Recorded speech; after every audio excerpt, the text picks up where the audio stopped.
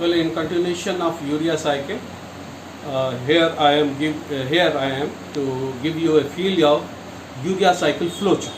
Okay, since we have already discussed what is urea, some is importance. Then what are the urea cycle's main points?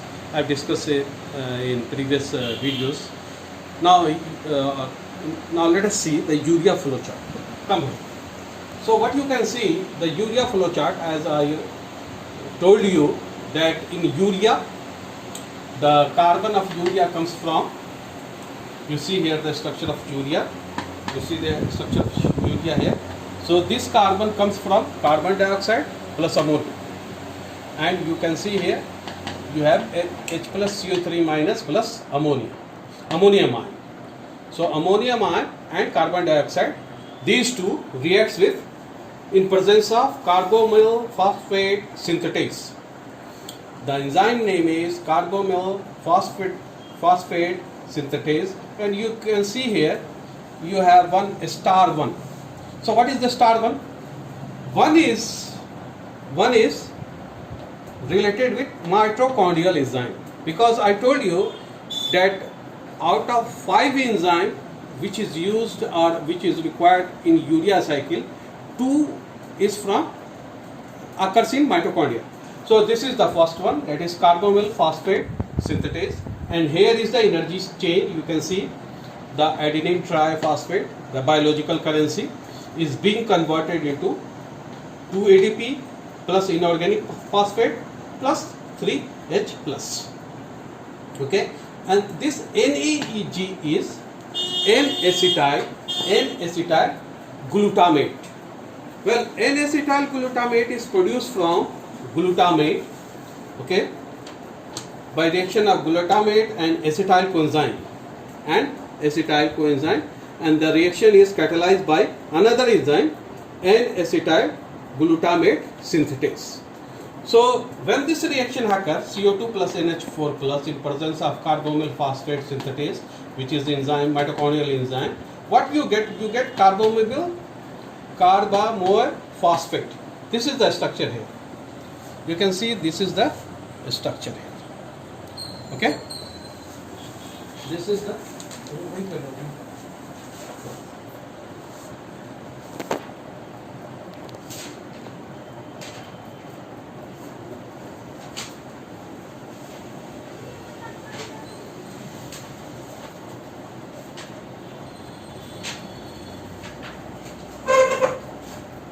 first of here.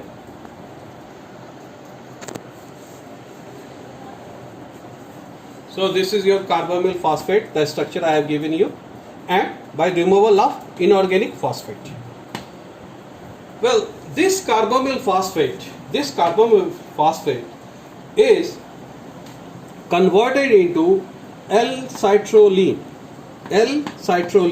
You can see the structure I have given you. I have given you a structure of L-citrulline, okay, and this is catalyzed by, you see here, L-ornithine transcarbamylase, L-ornithine transcarbamylase enzyme. Again, you can see this is star 1, that is, it is mitochondrial enzyme. Now I have already given the demarcation here. This is the demarcation here. You can see that these reactions occur in, these two reactions occurs in mitochondria. So you have enzyme, first enzyme, carbonyl phosphate synthetase, which converts carbon dioxide and ammonia into carbonyl phosphate, and another L-ornithine transcarbamylase, which converts the carbonyl phosphate into L-citrulline. You have this structure particularly. Okay. Now, if you see here, from L-citrulline is converted into argininosuccinate. Okay. This happens, that is L-citrulline and aspartate combines. You see the structure of aspartate. L-citrulline combines with aspartate in presence of argininosuccinate synthetase. This step, if you see again, L-citrulline is combining with aspartate in presence of arginosuccinate synthetase, leading to formation of argininosuccinate. The structure is a bit big. You can see here. This is the structure. This is the structure if you are interested in structure from chemistry boys point of view. Now obviously this you can see cytosol has started. This reaction, that is conversion of L-citrulline to argininosuccinate by reaction of L-citrulline with aspartate in presence of arginosuccinate synthetase. This enzyme, arginosuccinate enzyme, is present in cytosol. So this part of reaction, this part of urea cycle is being carried in cytosol.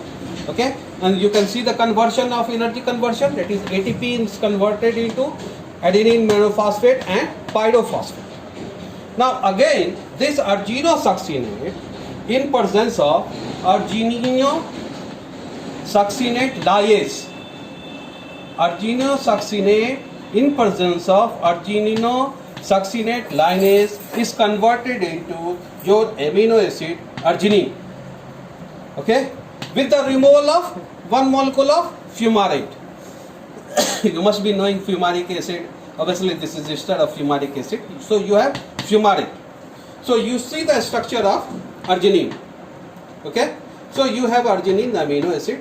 This arginine is converted into L-ornithine. This arginine is converted into L-ornithine in presence of arginase, another enzyme which is present in cytosol. Okay, and in this step, what is the overall? Water is needed, and what you are getting urea. That is, urea is coming out. Urea is coming out of the as an end product. So you have the last reaction. You can see here, urea is coming out. Okay, and this L-ornithine, I have given the structure here. You can see the L-ornithine is again converted into carbonyl phosphate and all these. So this cycle goes on. Okay, so this cycle goes on. Now if you see the net reaction of urea cycle, obviously if you start from CO2, NH4 plus CO2, and obviously what you are adding? You are getting aspartate. Okay, and then if you see the energy, you have 2 ATP here, you have 1 ATP here, so you have 3 ATP. Then you are adding water, so you have water, and what you are getting? You are getting urea, fumarate, 2 ATP, 1 molecule of AMP, pyrophosphate, and 2 molecule of inorganic phosphate plus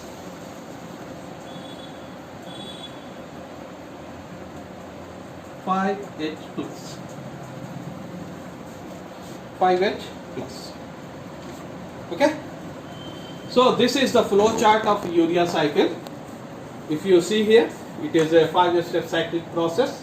Okay, 1, 2, 3, 4, 5. It is 5-step cyclic process catalyzed by 5 enzymes. Here is the 1. Okay, this is the 2. These 2 are present in mitochondria, so it is mitochondrial enzyme. Then you have the 3, arginosuccinate synthetase. Okay, and you have arginosuccinate lyase, and then you have arginase. These 3 are present in cytosol. What is the end product? You can see urea, and if you want to write the net reaction, so this is NH4 plus CO plus aspartate. Obviously you are adding aspartate here, conversion from L-citrulline to arginosuccinate. Then you have 3 ATP, you see 2 ATP, 1 ATP here, water. So what you are getting? You are getting urea. 1 molecule of fumarate is expelled here. So you have fumarate. You see here 2 ATP. So you have 2 ATP. Here you have AMP. So AMP. You see here PPI, that is pyrophosphate, and inorganic phosphate plus inorganic phosphate. So you have a inorganic phosphate here and 5H plus.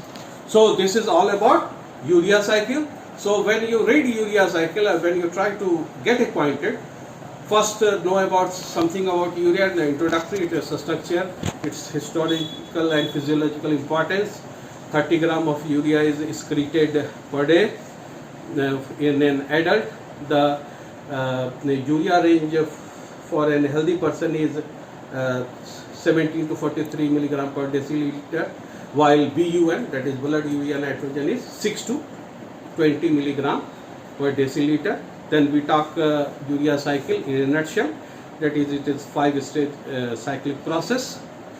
It is the end product is urea, which is the chief nitrogenous product excreted from body and is the chief solute in urine. So urea cycle has 5 distinct enzymes. It is used in it. Out of 5, 2 is mitochondrial enzyme. That is, you can see carbonyl phosphate synthetase, and you have L-ornithine transcarbamylase.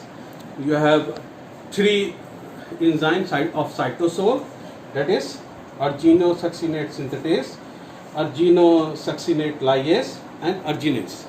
So you have the 5 enzymes. So, and the net reaction I told you, CO2 plus NH4 plus aspartate plus 3 ATP plus water.